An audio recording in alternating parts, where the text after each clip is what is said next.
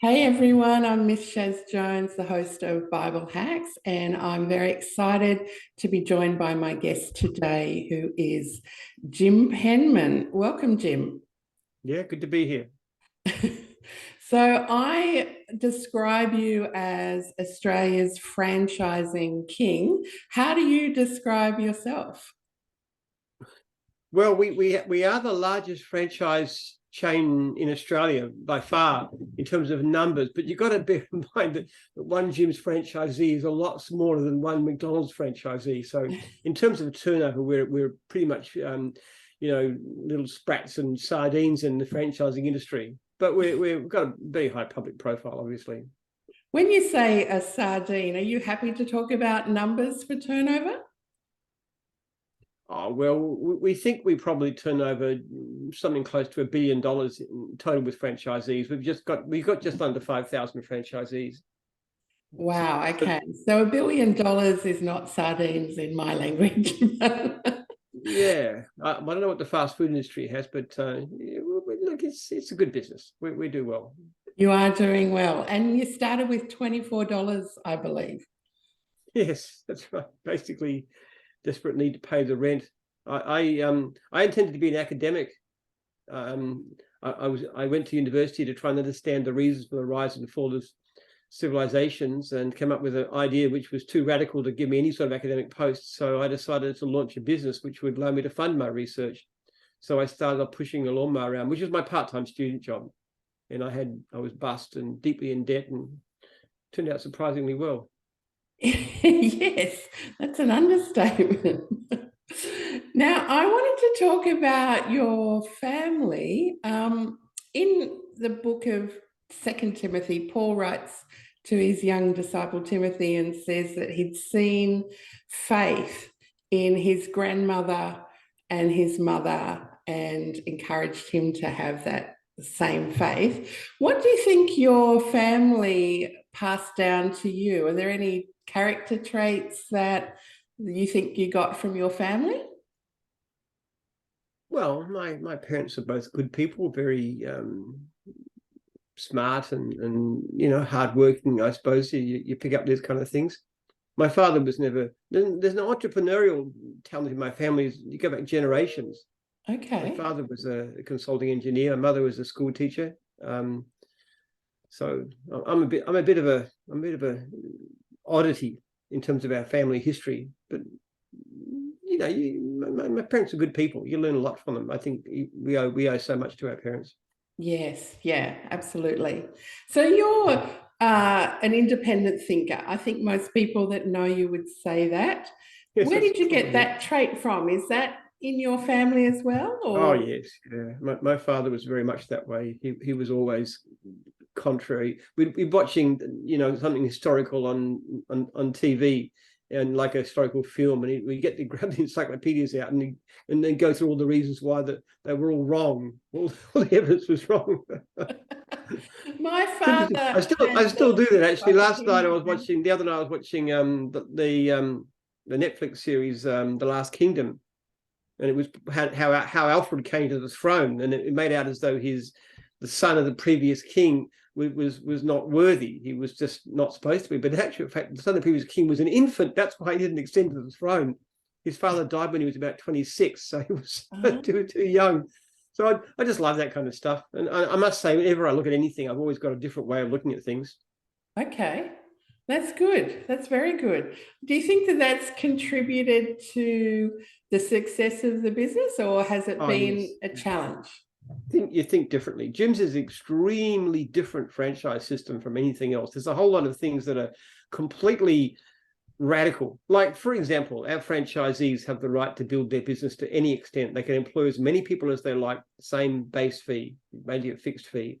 They can change to a different franchisor. They can vote out their franchisor if they're not happy with them by anonymous confidential survey. And that's including myself to the extent I'm a franchisor. They can veto changes to their own manual. There's a whole stack of things in the way we do, which is really, really radical and unusual. And it does contribute to success, of course. Hmm. That's fascinating. So I'm really interested in the franchising model and why you chose that as the growth vehicle for your business. Well, I have to admit it was mainly fear, because what happened is I had a small business building up and selling lawn mowing rounds. This is in the 80s. And then this giant franchising company, they had 250 franchisees, came into Melbourne. This is VIP. And I basically panicked. I went to them and said, look, I rang them and said, look, I'm Jim's Mowing. They knew who I was. And I said, look, I don't really want to compete with you guys, because obviously you're far more capable and successful than I am. So why don't I just help to build your business in the state? And so only when they said no to that did I actually go and raid their stand in the franchise expo to try and find out what they were doing and see if there's any way I could survive. But even then, I mean, when I started off, somebody asked me how many franchisees I might have one day. And I said, look, if it really goes well, maybe one day I'll have 100. And so I was just trying to survive against, but you know, the secret of business is not so much some brilliant idea. It's thousands of little ideas. There's no day of my life, including weekends, including public holidays, including Christmas Day, that I'm asking myself the question, how can I improve? How can I do better? Now, whether it's the fastest way to go around a tree mowing a lawn, or whether it's the better way to make franchisees delighted and want to stay with you, or how to improve our administration or customer service or whatever, it's always constant innovation. That's the secret of it. You don't have to be brilliant at business, and I'm certainly not, just to keep on trying to get better. Okay, and that innovation, that drive for always improving, did that come from the Bible or your faith? What informed that drive for you? I think that's my nature. I was contrary even when I was a kid. I went to a Christian school, and I was known as a gadfly. I would actually argue with people about why God didn't exist, this kind of stuff. So I was actually I wasn't considered to be a very upstanding student. My best friend was suspended in year 12 for a time and told to stay away from me as a bad influence. So it was kind of I used to stick stuff up on the school notice board. Contrary and up for a good argument, but that doesn't necessarily make them great innovators and, you know, almost obsessed with the improvement question. Well, the interesting thing, though, Shaz, is that the people have this idea that the kind of people who are most successful and creative are those who are sort of child prodigies and really smart in their head and get all the prizes and stuff. And I got none of that stuff. I mean, I didn't get any prizes in school for anything. I was this awkward, socially awkward, unconventional, argumentative, obnoxious, you know, whatever. I really was. But it's actually people who do achieve things tend to be more the gadflies. They're the ones that don't fit in very well. And I was like that. But look, where Christianity made a difference was in cementing my ideological approach. Okay. I mean, there's a very strong sense. Every email that I get, including the one that you would have seen, has a little triptych that goes in. Our first priority is the welfare of franchisees. We are also passionate about customer service. We sign only franchisees and franchisors we are convinced will succeed. See, the first one, putting franchisees first, having a system that really served them. And the model for that is Jesus washing his disciples' feet. Okay. Which people don't really understand how incredibly radical that was at the time, because washing of feet was a very low occupation. It's something that a slave did, because feet got really filthy walking those dusty roads. Okay. And it was occasionally a really revered rabbi. His disciples might wash his feet as a sign of respect. So when Jesus actually offered to do that, that was amazing stuff. That was one of the most revolutionary acts in the whole of human history. And that model, franchisees don't work for me. I serve them.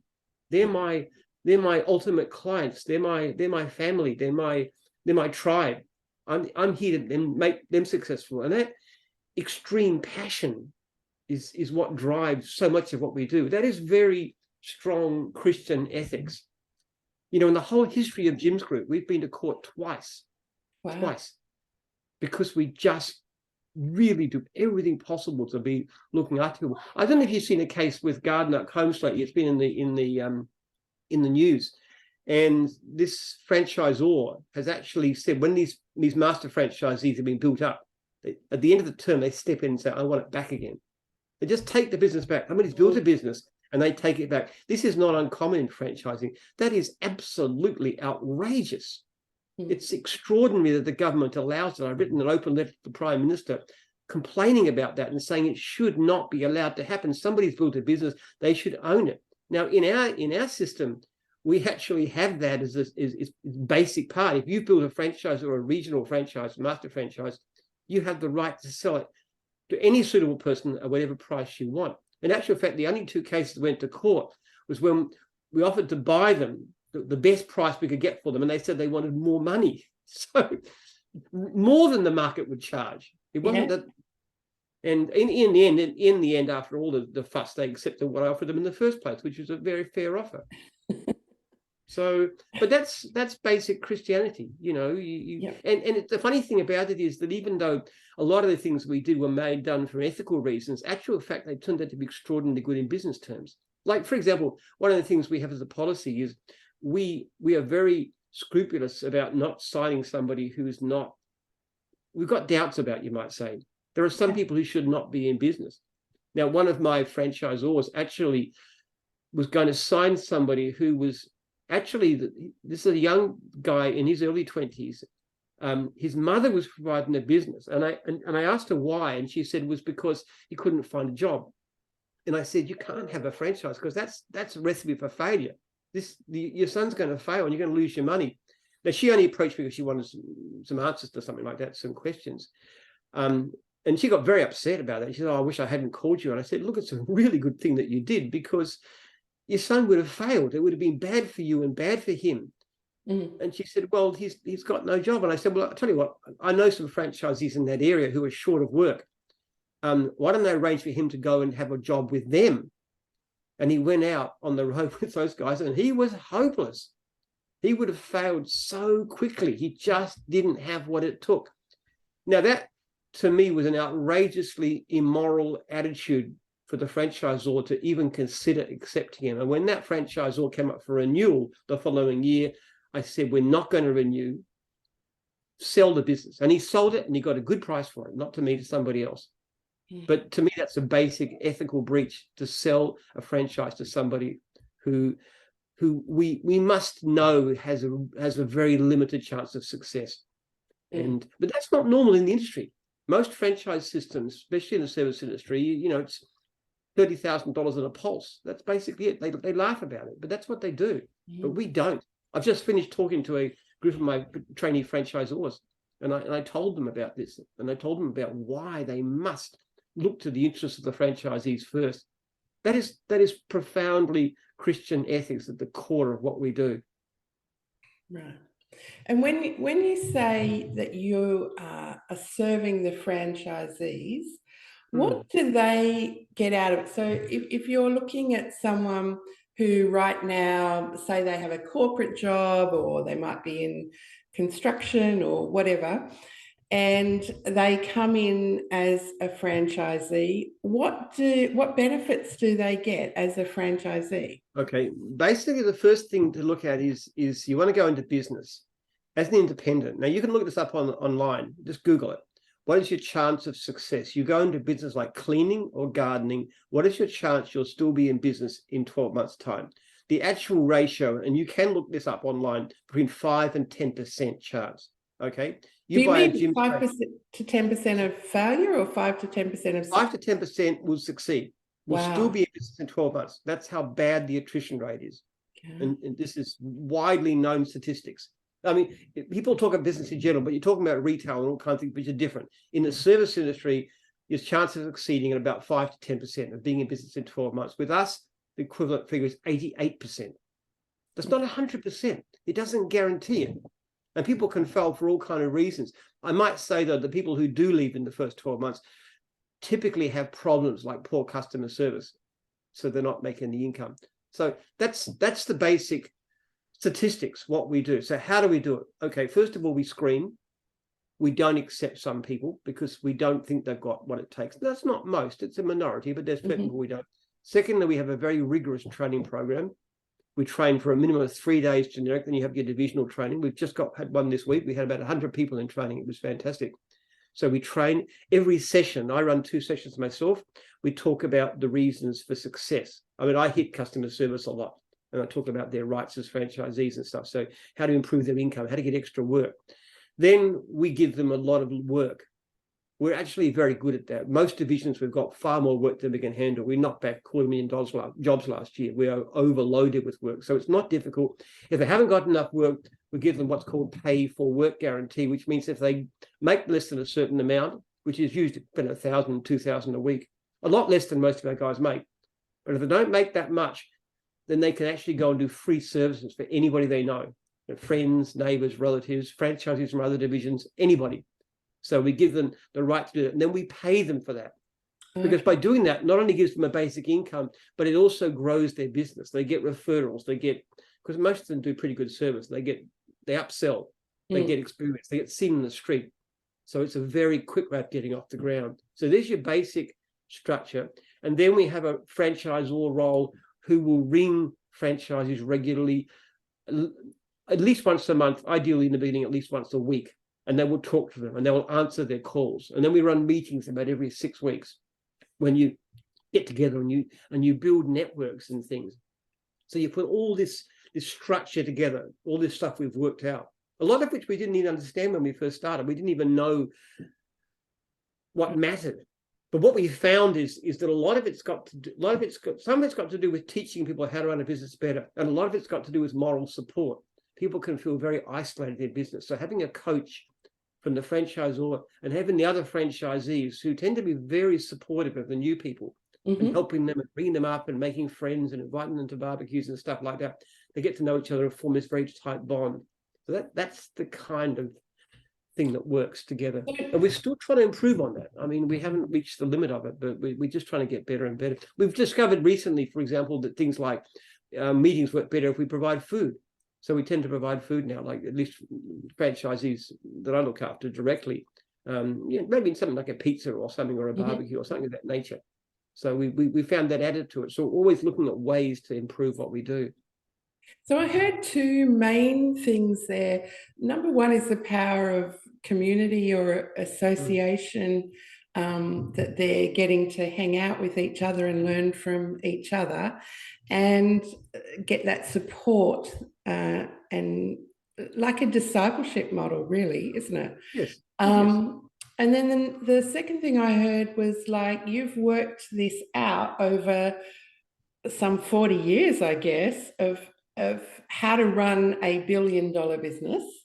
And that's what you are teaching them and imparting to them. So you're saving them all of that trial and error and pain of trying to work it out. But we're also learning things too. We're listening. One of the things that I do in training is I give my direct phone number and my email address to every franchisee. The only thing I tell them is you must not give the phone number to anybody outside gyms. It's sudden death if I find you've done that. But you want to contact me, you contact me at any time. And it's really useful because sometimes I can help them with things that like they might have slipped by their franchisor or they can't reach their franchisor. But also it gives me ideas or ways to improve the business. And I'm always getting people ringing me and saying, or writing me saying, this isn't working, this software isn't right, or this system isn't right, or why don't we have this? And you know, it's great stuff. It's great ideas. Yeah. And I'm interested in, because I think it's the closest model to the church as well, because the church is really a global franchise that has local branches or outlets, and they're used to servicing their community and outreaching to their community. Are you looking for people that have church experience? Or actually, here's the question I really want to ask. A lot of people, I think, have this idea of do not be unequally yoked in business. So they won't sign a contract or have a partner or become a franchisee with someone who is of a different faith or who doesn't have a faith. What do you think about that scripture? How do you view your franchisees? I'd love to say all Christians are ethical, but frankly, I wouldn't do business with somebody simply because they were Christian, because there's some bros around. They really are. And a lot of very decent people. I might say, too, a lot of the people that do best in gyms are not necessarily Christian. Our most successful franchisors actually are practicing Muslim, and Right. others who are Hindus and Sikhs and all kinds of things. And I actually find people of faith easier to understand and talk to than people of secular bent. Okay. We've got a lot more in common. But yeah, I don't know that being Christian itself is the thing. It's the ethical stance behind it that makes the difference. Right. We tend to attract people who like the ethical stance because I have a book that's out called Every Customer a Fan, that we give out to prospects, and that expresses the values of the company. People who are drawn to that, whether they're Christian or not, tend to like it. Having said that, people with strong Christian ethics tend to like gyms because they recognize it. They can see the way we do things is very much in line with the gospel. But look, the principles of Christianity are very sound psychologically, even to take out the divine aspect, which of course you and I both accept. But you know, the church as a community is really important. One of the things I've done for years is run a small group. We call them life groups, which is great, because you act as sort of a pastoral role, and you meet up and we have meals together and this kind of stuff too. So that's really powerful stuff, the sense of community that the church gives us. And it's nice. I love it when people come up to me and they're fellow Christians, and it's wonderful. We have an instant bond and understanding there, which outsiders just can't always understand. Yeah. Are you comfortable talking about what church you go to, or how would you describe? I go to Crossways, which is a Baptist church. Just describe themselves as Bapticostal, so it's Baptist with a slightly enthusiastic element to it. We're going for healings and stuff like that too, which is great. A slightly enthusiastic element. I like that. Well, it's a very I'm very emotional about God's stuff. I mean, it's a my family comes on a bit sooky. You know, I get very moved at times. And, you know, it's a wonderful, joyous thing, isn't it? I mean, faith is fantastic. It's a way of life and of thinking, which is a recipe for success. If you look, there's a study, I'm just reading a book on it now, but you know, the Harvard study that was done over eight decades, something like 1936, of what makes people happy and healthy in later life. They looked at beginning Harvard undergraduates, and the biggest single thing is community. It's community, it's friends, it's personal contact, and marriage is included in that, but not just that. Then there's other things too, like not smoking, not drinking, which, you know, we Baptists tend to be frowned on, drinking to excess anyway, and having and people understand too that you look at money. What people think that having a lot of money makes you happy, well, that's actually rubbish. It has a very, very loose relationship between happiness and money, past about average Australian wage, about 75 grand a year. What they found, though, is that the worst way to spend money is in terms of status. You know, I got a better car or better clothes or a bigger house. That's a terrible way to spend money. Experience is better, going out with friends, for example, you know, experiences with your family. You know, the best way they've found, and this is not Christians, this is scientists doing studies. The best way to spend money to achieve happiness is to give it away to a cause that you're involved in. Like my research foundation. That's number one. That's what scientists tell you. Now, if you look at that, if you look at all what the scientists have worked out about what creates a great life and a happy life, when it comes back, the gospel is a perfect example of that, isn't it? Yeah. But that's what it teaches us, to look, not to look for the immediate short-term fix, the drugs, the drink, the alcohol, the selfishness, but to look at what you can do for others and be part of a community and help others and love others and be loved by them. And that's basic Christianity, but it's also the basic science of happiness. Yeah, that's really interesting, because I think like tithing, giving offerings, that trains your brain that there's more than enough, that there is an abundance that you can give and still prosper. And I think, and I don't think you could put God in your debt either. I'm a firm believer in that. Tithing is a fundamental principle of Christianity, and it works in the most basic sense. And I Yeah. know in the past I've had some very hard times when you couldn't pay your power bill and your electric bill, your phone bill and stuff, and you pay the tithing first, and somehow the things come out. It's my experience, and I've been through some very tough times, I can tell you. Yeah. Well, it's like pruning, isn't it? You're a gardener, you know about how if you prune something back, it actually brings forth more fruit, and it helps I am the true vine. yeah, the growth. Yeah. So I'm reminded too of Psalm 1 because it talks about the blessing, and part of the blessing is what you don't do. It's like the blessed is the man who doesn't sit in the seat of the scoffer and all that. So when you're saying I don't do this and I don't do this, sometimes people search for success principles of what they can do, but they forget about the things that they should not do. So I like that you bring the balance of both. Yeah. Well, most of success is doing things not necessarily that you feel like right now. There's a wonderful book I've just finished called The Dopamine Nation, which talks about addiction and so forth. And it's always the short-term thinking, do what right now, the alcohol, the drink, the meaningless sex, all the other bad stuff that you do makes you feel good immediately, but long-term it makes you feel worse and worse and worse. Whereas if you do the things that you don't necessarily feel like, but are the right things to do, like abstaining, like not overeating, like exercising, like going out and helping others, all this good stuff, that's what brings long-term happiness. And I am a very happy person. I think I don't think there's a happier person on the face of the planet than me. But that's that basic fundamental principle of the gospel that teaches us how to do that. And it's wonderful. It's wonderful. I became a Christian quite late. I was 28 years old. And I moved from being sort of anti-Christian to I switched over like Paul on the road to Damascus, shocked a few people too, and became very firm. So I never do things by halves. But it was a wonderful breakthrough. I felt like I was coming from the desert to the promised land. It was amazing.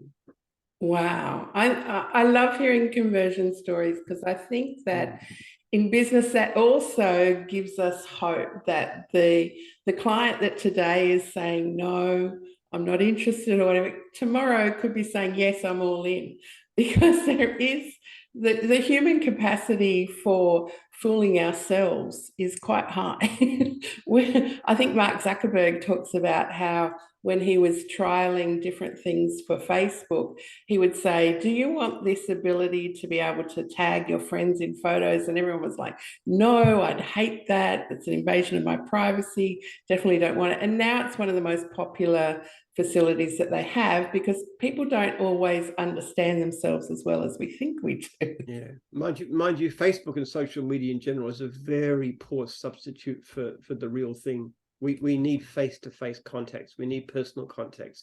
Yeah. And Facebook is really damaging. It's like an addiction. It's people spend far too much time on it. It's much better to the proper way to use social media is to make connections with people so that you can then meet them and talk to them and have meals with them and have fellowship with them in whatever level.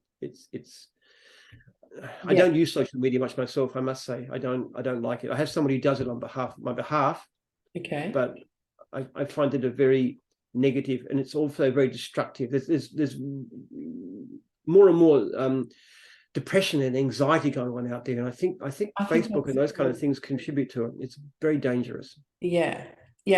So let's talk about someone who is in a place where they're finding their work environment not satisfactory and they're thinking about maybe I should start a business. So at the moment, they might be having like a long commute into the city. They may be, working for someone that they don't like or have no control over their output. They're not proud of their work because the committee comes in and just stuffs it up. What does being a franchisee offer to them in terms of not business, but in terms of lifestyle? Like, I imagine it's probably good for family life. What sort of things do your franchisees tell you? Those are the positives, actually. Look, I'd like some people can go into business and buy a business, and it's a really scary thing, and they become millionaires. We've got quite a few franchisees who have become very, very rich and successful, and they've got big enterprise and all kinds of things too. Awesome. Sometimes with Jim, sometimes without. So it's certainly possible. I would say the biggest single thing people talk about, though, because one of the things I do, I personally ring up people who've reached their major anniversaries, like 10, 15, 20, 25 years, and ask them what they were doing, and just talk to them. And the biggest single thing I get is that I've got lifestyle. Like one particular guy told me he was working for IGA. He was a manager there, working very long hours as a manager. And that's a responsible position, not too badly paid. And one day when he was leaving really early to go to work, his 4-year-old son said to him, "Daddy, I wish you could have breakfast with us. That's that one thing." And he said he went to work and his tears were streaming down his face the whole way. And then he quit his job and he bought a Jim's Mowing franchise. Now, interesting thing is that his income isn't actually any better, even allowing for tax advantage and stuff, than it was as a manager. But he's seen his son grow up. And he said, there's nothing that could have compensated for that. I said, "Do you ever thank your son?" He said, "Every day for that comment. He's changed my life." That's so amazing. So money isn't the big thing. One of the great sayings ever made was that no other success can compensate for failure in the home. And frankly, I think a person who's a billionaire and then whose family life is wasted is a wasted life. I mean, if you did philanthropy and stuff, that's good. But what matters more than family? What matters more than your kids? If you've got no time for your children, then what are you doing with yourself? If you've got no time to have children, which is common enough these days. And with your model, they do, like if they're in a season of life where maybe they don't have kids yet, they do have like the tax advantages, which you just mentioned of being a franchisee, but also they have some control over their level of income, don't they? The more they work, the more their income, like they can almost set their income. It's also very flexible too. You know, like for example, I work odd hours at times. I can work weekends and all kinds of things, but I pick up my son from school and I take him to school virtually every day, and we get a little chat on the phone. It's about a 20-minute drive. That's precious. That's really important. Now maybe I'm doing emails at 10 o'clock at night, but how do you balance that sort of stuff? Having time to spend with your family is so precious. And other people have done amazing things too. I know one guy I was talking to recently who's in South Australia, and he works his business 3 days a week. And what he does with the other days, he goes out and works with the homeless. He just goes up and talks to them and finds out what they need and where they're at and what he can do for them. I mean, that's an amazing choice of lifestyle. That guy will never become rich. Yeah. But talk about spiritual blessings. And as Jesus said, we store up blessings in heaven. That's the way it works. So what do you think holds people back from making the decision to become a franchisee? Like I imagine people becoming business in general, let's say, look, it's scary. It's not easy. And this is why the support mechanism is so important, that we give them everything we can. But even with all that, it's difficult. It's stressful. Look, if you go to work, you know what your wages are going to be. You know what you have to do. Whereas if you're in business for yourself, you can make a lot of money, but you can also make nothing because something goes wrong and you have a bad week, or your car blows up or something like that. You've got really, it can be scary, it can be disturbing. One of the issues is too that you're not actually made to work. Like if you work in a job, you actually go and you have to turn up, don't you? Otherwise the boss will say, "Hey, where are you?" So it's kind of part of it. Now, if you're running your own business, if you feel bad, if you're feeling depressed, you don't have to get up. You can just lie in bed all day. Nobody's going to pick on you. So you need to be disciplined. People who've got emotional problems and depression and anxiety and stuff can really struggle. So I'd say one of the prerequisites for coming into business is that you're fairly resilient and fairly tough in your nature. Because it's wonderful. I love it. And most people love it, but it can be challenging. So you've got to be very aware of who you are and what you want out of life and what you're capable of. And what about finance? I imagine that there's a franchise fee, and some people might be thinking, well, I don't have, that franchise fee sitting around. Are there payment plans, or do banks lend, or how can they overcome that financial. Banks lend, or we have Right. various systems of finance and stuff. It doesn't look at a typical gym's franchise is, say, a mowing franchise is about 30,000 with equipment. It's not too big, and sometimes you can rent the equipment and you can get finance on it. It's not a big upfront investment for any business. I mean, some are. If you wanted to buy something like a Skip Bins franchise, you're talking about $250,000. I mean, those guys make a fortune, but it's very heavy up front. And there's others. We've got a franchise in Pet Patrol, which costs just under $10,000. Okay. So there's a big variation in what they cost to get into. But look, it is scary in a way. I'd say for people going into business, if you're looking at a franchise, important thing is do your homework really carefully.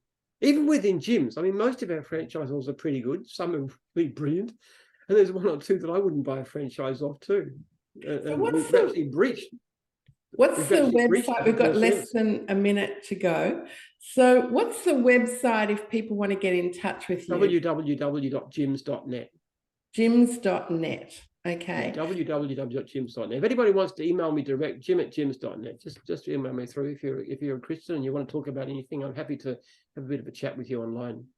Oh, that's a wonderful offer. I don't know too many people who have someone with $1 billion business that they can just email if they want to have a chat. Yes. When you say $1 billion, that's a turnover. That's a turnover, yeah. Not worth $1 billion, not anything close to that. I'm not going to ask you to write me a check for $1 billion, Jim. You tried to put me for the BRW wish list, and you said you've got to be joking. I'm not even close to that level. Lots and lots of franchisees